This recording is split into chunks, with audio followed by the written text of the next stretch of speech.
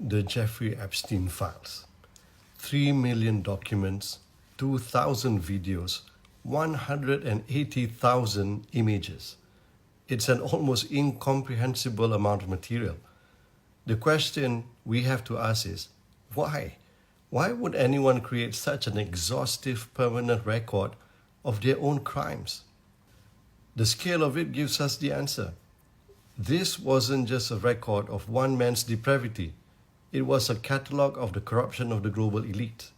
The files name names, billionaires, foreign dignitaries, princes, academicians, top diplomats, and yes, former and sitting presidents of the United States. We've seen the lewd emails, the sexually explicit letters, the incriminating pictures. But this goes far beyond compromising material. A UN report on the Epstein files documents evidence of sexual slavery, torture, and crimes against children, including murder. So we return to the central question. Why record it all? The hidden cameras on his island, Little St. James, weren't for personal gratification. They were a tool. Epstein was building a library of leverage. It's now widely reported that he was an intelligence asset, taking orders from Israel's Mossad. The purpose was clear: to trap the most powerful people on earth in a web of criminality, all to bend them to the will of a foreign nation, Zionist Israel. Think about it. Have you ever watched a world leader make a decision so baffling, so cruel, so opposed to the interests of their own people that you wondered, how is this possible? How can a leader so casually bomb civilians, oversee the deaths of tens of thousands, kidnap or assassinate foreign leaders, and lie about it without a shred of remorse? How can they feel so untouchable that they believe they can literally get away with murder and still be re-elected? The Epstein files provide a terrifying, plausible answer. They aren't acting this way because they're strong. They're acting this way because they are compromised. Their past is a weapon held against them.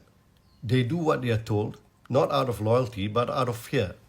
Fear of exposure for their own crimes, or a desperate need to protect the secrecy that allows them to continue committing those crimes.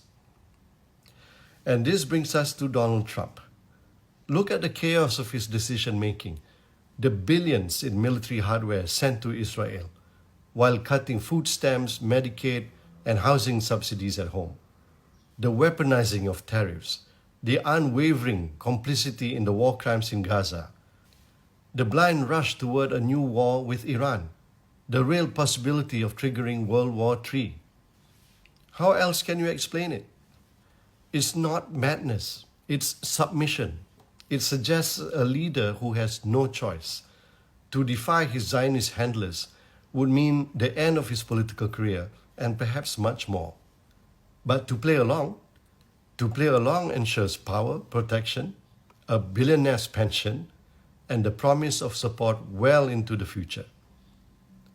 The conclusion is inescapable. In a world where leaders are held hostage by their own hidden past, their actions are no longer their own. Their only master is the one holding the file.